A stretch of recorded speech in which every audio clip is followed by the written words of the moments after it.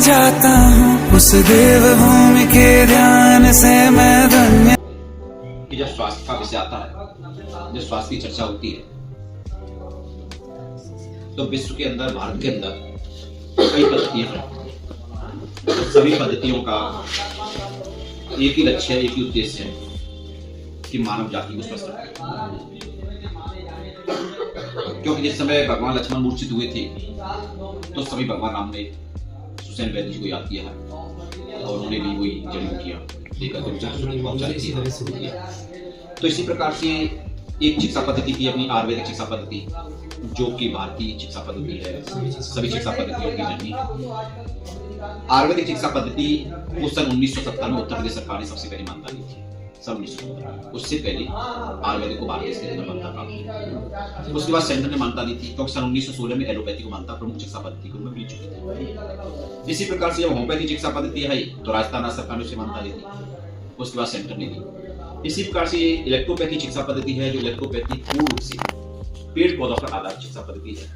इसमें भारत की आत्मा बसती है, ऋषि मुनियों की इसमें आत्मा बसती है, आत्मा बसती है। तो कई डिजीज ऐसे होते हैं कि इसका एक विकल्प होता है, उसका एक ही विकल्प नहीं है, ऑपरेशन।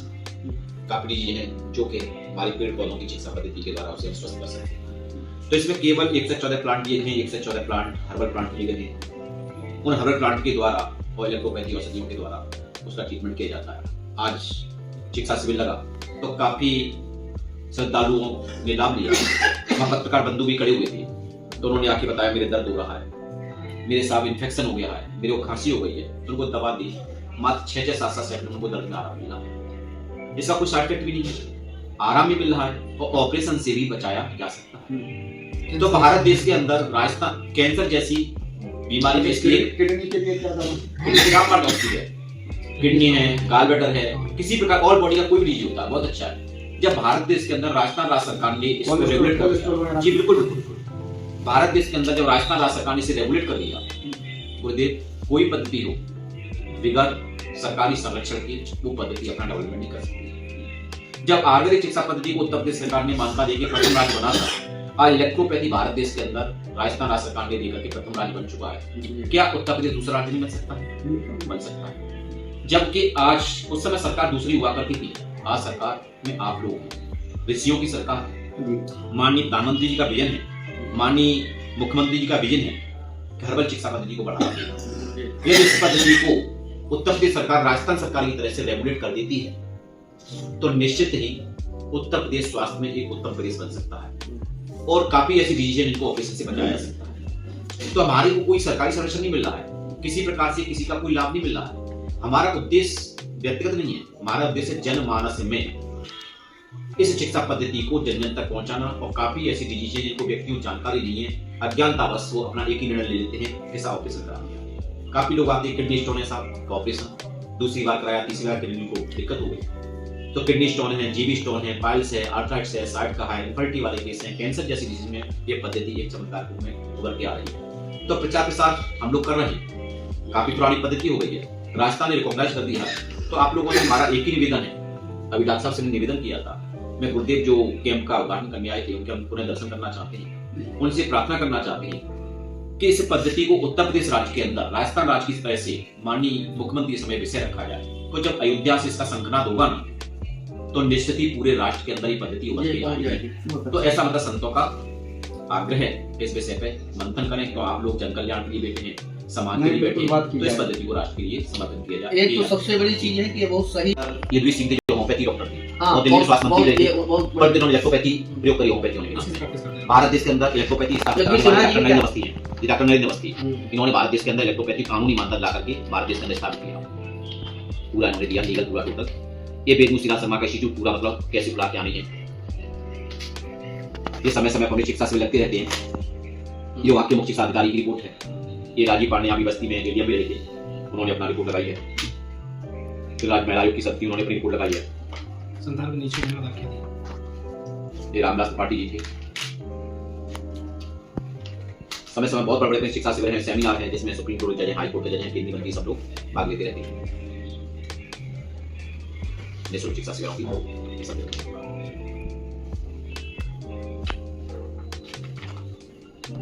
बहुत अच्छा हो।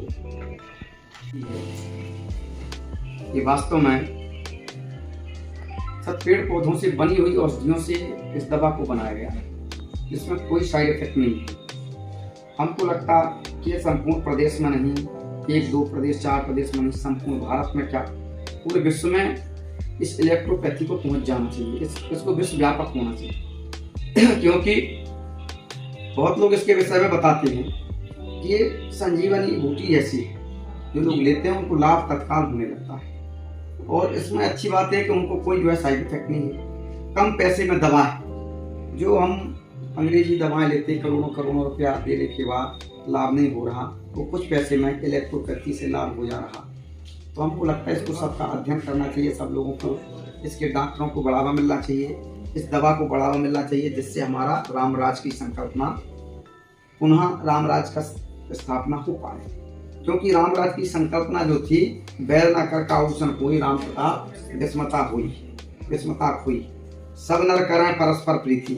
दूसरा, सभी लोग निरोगी थे, कोई रोगी नहीं था।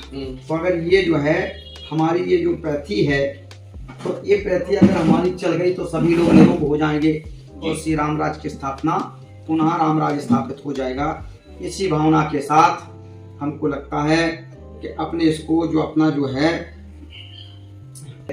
इस इलेक्ट्रोपैथी की स्थापना पूरे उत्तर प्रदेश से लेके संपूर्ण भारत और विश्व में व्यापक होना चाहिए।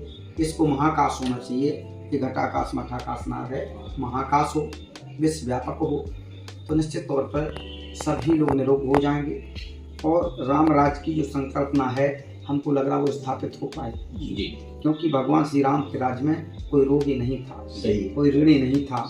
तो जब रोग नहीं होगा तो ऋण भी नहीं उठाएगा, भाई ऋण भी तो रोग के लिए उठाते हैं। राम राज में लोगों के पास ऋण नहीं था, तो अब रोगी हो जाता, किडनी फेल है, लीवर खराब है, तो 30 लाख 25 लाख रुपया लगना, तब ट्रांसप्लांट होगा, तब ट्रांसप्लांट होगा, तब धन उधार लेगा, तो उसके बच्चे अच्छे भी ऋणी हो जाएंगे। तो पहले कोई रोगी होते ही नहीं थे, क्योंकि हमको लग रहा कि जब लक्ष्मण जी को शक्ति लगी तो उस समय भी इलेक्ट्रोपैथी थी, वही उस समय इलेक्ट्रोपैथी थी। तो सुषमा वैद्य ने बना के बूटी दे दी, बताया कि वहां से इस पौधे को लाओ, वो संजीवनी आई, दे दी। तो उसी प्रकार की इलेक्ट्रोपैथी उस समय थी। आज पैथी ये जो है किन्हीं महर्षि के द्वारा इसका प्रादुर्भाव पुनः प्रागट हो गया, तो इसको पूरे विश्व में व्यापक होना चाहिए। बहुत कुछ ना कहते हुए हम तो कहते हैं कि इलेक्ट्रोपैथी सभी लोगों के पास पहुंच जाना चाहिए, जिससे रामराज की स्थापना हो, श्री रामराज संकल्पना की पूर्ति। जय। तुमको शीश नवाता हूँ और धन्य धन्य हो जाता हूँ, मैं तुमको शीश नवाता हूँ और धन्य धन्य हो जाता हूँ। तो सभी को लाभ पहुंचाएगी और नंबर 1 पे होगी, विश्व में विख्यात होगी। जय इलेक्ट्रोपैथी, जय